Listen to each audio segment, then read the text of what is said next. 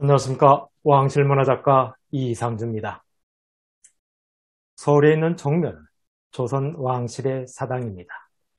역대 조선 왕들과 왕비들의 신주가 모셔져 있습니다. 그런데 조선 왕실 사당에서 고려 공민왕이 제사를 받고 있습니다. 그 사연을 말씀드리겠습니다. 수도권 지하철 종로 3가역에서 8번이나 11번 출구로 나오면은 세계문화유산인 종묘와 만나게 됩니다. 5만 6천 평의 거대한 도심속 숲에 쌓인 종묘는 방금 말씀드린 대로 조선 왕실의 사당입니다. 유네스코의 인류, 구전 및 무형유산 걸작으로 선정된 곳입니다. 지금 화면 속의 사진은 종묘 전할례 장면입니다. 전할례는 신년, 새로운 해를 맞아서 조선왕실 후예들이 종묘에 가서 인사하는 예절입니다. 종묘와 왕릉에 가서 인사하는 것은 전할례라 하고 사직단에 가서 인사하는 것은 신할례라고 합니다.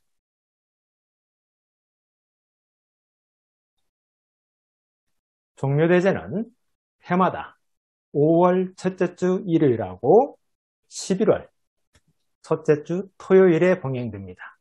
5월은 세계인이 즐기는 문화행사로 치러지고 11월은 전통이 숨쉬는 순수한 제향으로 진행이 됩니다.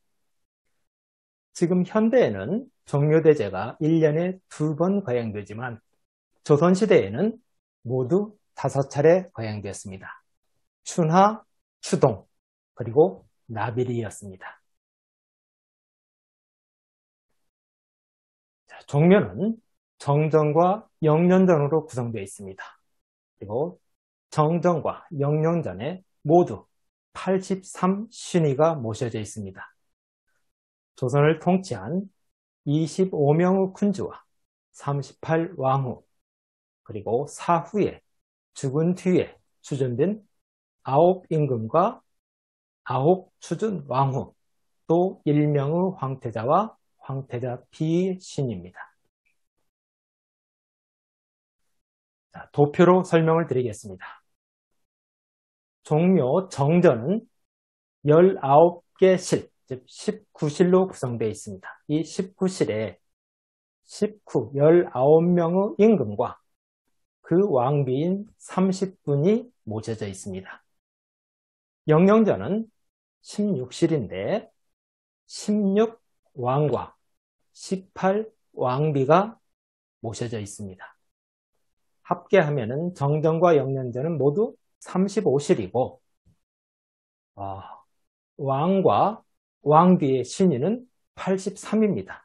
왕이 35분이고 왕비가 48분이 되겠습니다.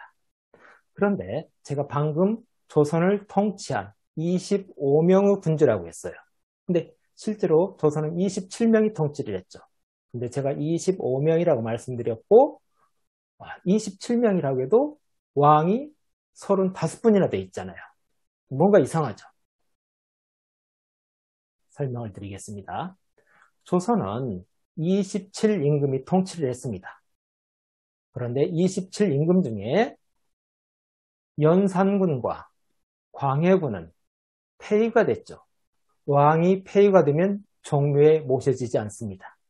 그래서 27, 실제로 조선을 통치한 27임금 중에 2임금, 연산군과 광해군은 종묘에서 빠졌습니다.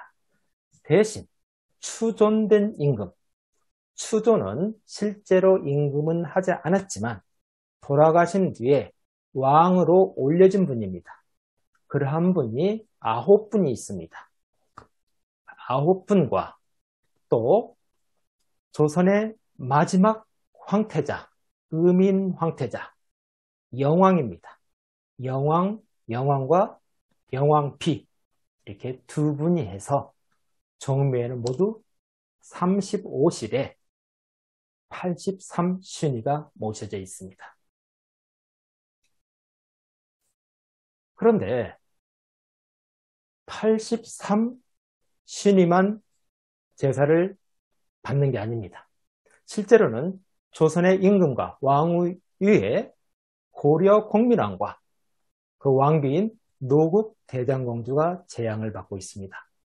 결국에 종묘대제는 조선의 제왕 부부 83신이와 고려 왕의 부부 이신이의 재양이라고 할 수 있습니다. 종묘에 공민왕 어디에 모셔져 있느냐? 망모류와 향대청 사이에 공민왕 신당이 있습니다. 정식 이름은 고려 공민왕 영정 봉안지당입니다. 신당 안에 보면은 감실 중앙벽에 공민왕과 노국 대장공주를 함께 그린 영정이 모셔져 있습니다. 그리고 옆면에 보면은 공민왕이 그렸다고 전해지는 준마도가 봉안되어 있습니다. 영정의 공민왕은 복두를 쓰고 홍포단명의 귤을 들고 있습니다. 마주보고 있는 왕비는 화관을 쓴 상태입니다. 준마도는 모두 세 폭인데 영정이 있는 곳으로부터 첫 번째는 구름 속에 마구를 갖춘 준마 옆에 홍색, 청색 옷을 입은 두 사람이 마루 고삐를 바짝 잡고 북쪽을 향하고 있습니다. 다음 그림은 마구를 갖춘 준마가 구름 속을 달리는 것이고 마지막 그림은 첫 그림과 비슷합니다. 청색 옷을 입은 사람이 준마와 함께 남양을 하고 있습니다. 이같이 조선 왕실 사당 속에 섬이 된 고려 왕의 신당에서 공민왕 부부 재양이 모셔지죠. 하지만 공민왕 부부는 조선 왕이 아니죠. 따라서 종묘의 주인이 아닙니다. 주빈이 아닙니다. 그래서 공민왕의 재양은 간략하게 모셔지고 있습니다. 공민왕 재양에서 헌관은 고려 왕씨, 개성 왕씨 문중에서 맡고 집사는 종묘대제, 전주시 재관이 복무를 합니다. 술은 초원이 한 번만 올리고 절은 4번을 합니다. 반면에 충문은 읽지 않습니다. 종묘대제, 조선의 왕재양에서는 초헌, 아헌, 종헌이 3차례 술을 올리고 충문을 낭독합니다. 이에 비해서 공민왕 제사는 약식으로 진행되는 거죠. 공민왕 부부의 재양은 종묘대제 하루 전에 모십니다. 이날 전향례를 행한 종묘대제 제관들이 왕주, 즉 술과 재물을 준비해 예를 갖춥니다. 재양을 모시는 제관은 종묘 제1실에 대축관과 좌전, 그리고 임금을 안내하는 알자가 참여를 합니다. 종묘 제1실은 조선의 건국조 태조 이성계의 신주를 봉안하고 있습니다. 종묘 정전 2실은 태종 이방원, 3실은 세종이 모셔져 있고 4실은 세조대왕이 모셔져 있습니다. 종묘대제 하루 전날에 종묘의 제궁에는 향안청이 마련이 됩니다. 이곳은 임금이 궁궐에서 보낸 향과 축을 보관하는 신성한 장소인데 임시기구입니다. 임시기관이죠. 현대에는 향과 축을 조선 왕국의 법통을 이은 대한제국 황사선, 대한제국 이원 황사선이 총재로 있는 전주시 대동정약원에서 그 헌관에게 보냅니다.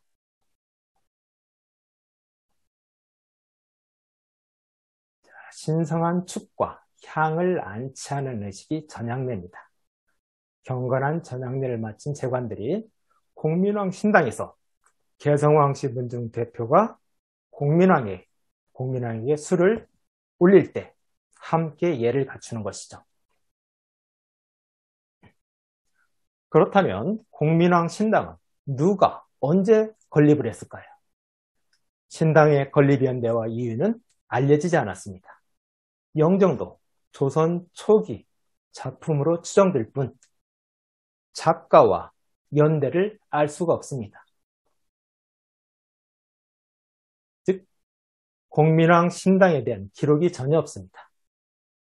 종묘의 기록인 종묘의궤, 종묘의궤 속록, 춘관통고, 국조오례의 설회 등의 문헌에 전혀 나타나지 않습니다. 그렇게 종묘 건립 때 지었고 예를 대대로 갖춰왔을 것으로 짐작할 뿐입니다. 다만 지금 원본은 없고 필사본만 남아있는 종묘지가 있습니다. 이 종묘지 필사본에 종묘를 지을 때 북쪽에서 갑자기 회오릭바람이 불어와 공민왕 영정이 묘정에 떨어졌다. 그리고 조정에서 의논한 끝에 그 영정이 떨어진 곳에 사당을 건립하였다고 기록되어 있습니다.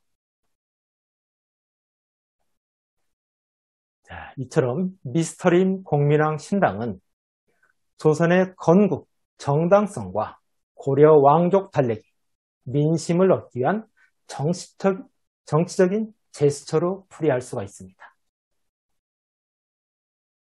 조선을 건국한 태조 이성계는 새로운 나라가 아닌 역성혁명이 아닌 고려의 계승을 이야기했습니다. 또 공민왕의 후비인 정비, 안씨의 교지를 받들어 임금, 즉 보위에 올랐습니다. 태조는 1392년 이때 발표한 즉위교서에서도 정권 승계라고 분명히 얘기를 했습니다. 여기에는 고려 왕족 달래기도 언급되어 있습니다.